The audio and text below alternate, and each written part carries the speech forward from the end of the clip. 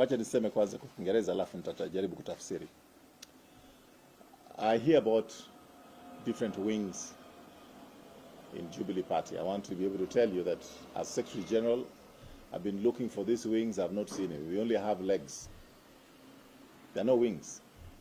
We have the legs of our foot soldiers who are working in this country, in the cabinet, to try and deliver on what we promised Kenyans in our manifesto and during the campaigns.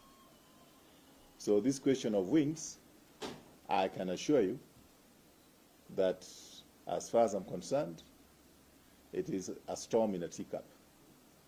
There are no wings. There's one party, one president, one deputy president. We have said this so many times. But I understand where you're coming from. I used to be in the journalism profession, and I imagine it's a very difficult time at this time when you're not able to get things from ODM and Jubilee fighting. So you have to look for a fight from somewhere. You know, you need some blood to be able to sell. So I know it's difficult. I was talking with one of the journalists this morning, and he told me that I hope there'll be a PG tomorrow. Then I asked him why, so that at least we can have some news tomorrow.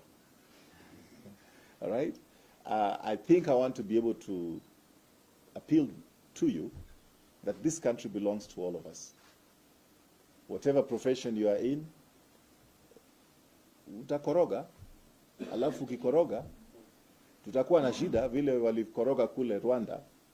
The media were part of the kukoroga, watu wapigane, uone vile watu wanapigana, uwe na drama ambayo unaweza kuonyesha kwa TV ama uongee juu yake katika radio.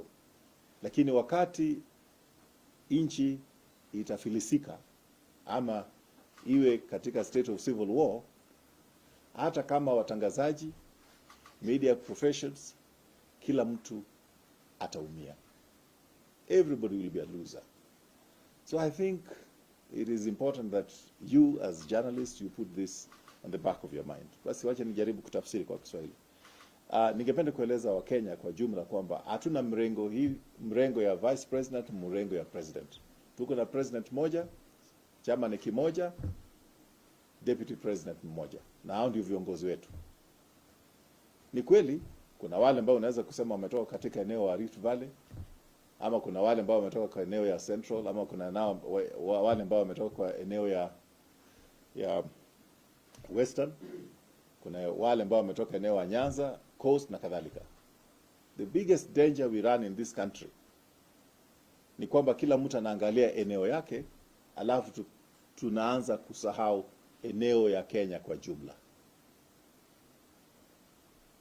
That is a problem not only for which you can talk about the party, but it is for the whole country, including you in the media.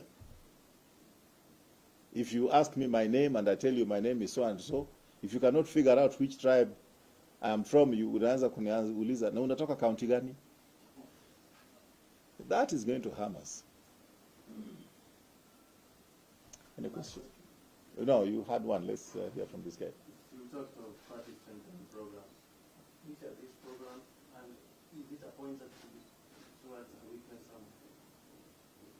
Yes, it is it's appointed to a weakness. Because, and this is a weakness which is in all Kenyan political parties.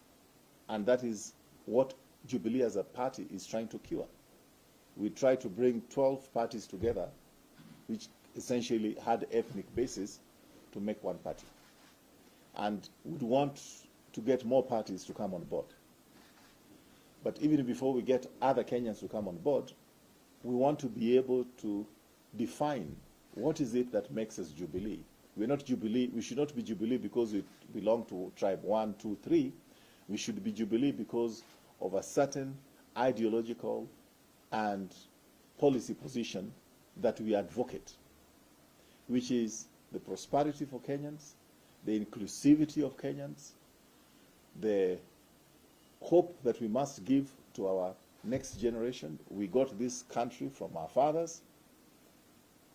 We are holding it in trust for the next generation. If we mess this country up, we will be responsible for hundreds of years for any fallout that we may have in this country. That's why we believe that by strengthening the party, we'll be able to manage our politics better. And this is not something that we are saying as Jubilee only. We think that other parties should also be strengthened, because in any country where a party is strong, the countries tend to be stable. Whether you're talking about the United States, you're talking about Europe, Germany, China, because the parties are strong. Any conflict which is political gets finished within the party. So if you want to call it bloodletting, the bloodletting is confined in the party, and therefore we are able to spare the rest of the population from the trauma that conflictual politics is. That's what happened in South Africa the other day. You don't hear about tribal clashes there. That's what happened in Tanzania. That's what happened in the US. That's what happens in Europe. When the parties are strong, they are able to manage this polarization which can come about because of political conflict. And this is not fiction. This happened in this country before. But actually, have these weaknesses emerged because of the handshake? And where does the handshake lead to? Okay. I want you to understand that, first of all, it is our aspiration that we have a country called Kenya. And we all have to work together towards having a country called Kenya, which is viable, prosperous, and has room for all of us. We had a very divisive election in 2017. But even the party that lost to Jubilee, those who belong to that party are our brothers and sisters. They are Kenyans. We must shake hands with them. Not only shake hands with them, we must embrace them. It may be difficult when you've been having a squabble with somebody, but we must not forget our shared humanity and the shared space called Kenya. So it is not about where does that leave Jubilee. It is where does that leave Kenya. Is it better or is it worse? Thank you. No, I want to give him one, then we can give you a last one.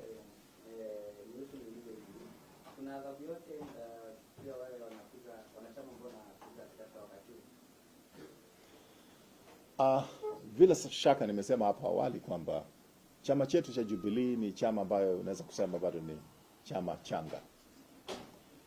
Kila wakati tunajaribu tuleta Wakenya pamoja. Sisi sote tunatoka kutoka jamii tofauti tofauti. Kuleta watu wafikirie pamoja, wawe na mwongozo moja, sio jambo ambalo unaweza kusema ni rahisi. Ndivyo basi wakati mwingine kuna wale ambao labda wanaongea kwa njia ambayo hatungependa waongee hivyo, lakini tungependa tuendelee kwa shawishi.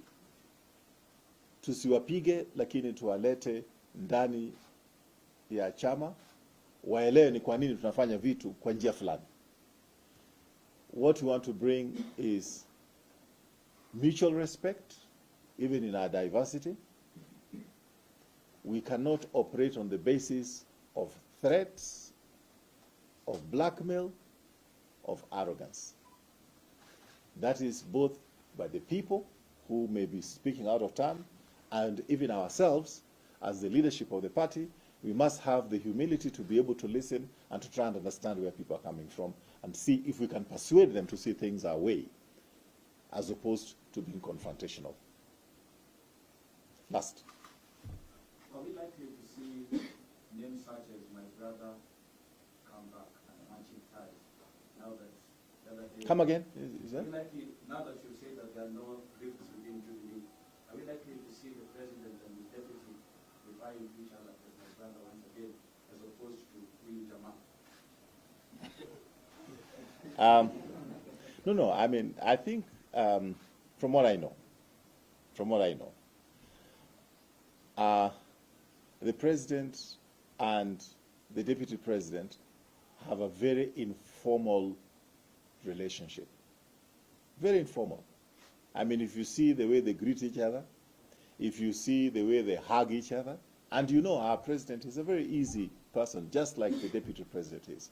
So I think sometimes we over-dramatize, or we read too much out of the sentences that people may make. And sometimes, even myself, some of my best friends, I can sometimes refer to them in ways which people say, "Ay, nana kuitaje," but it's all within a context of friendship.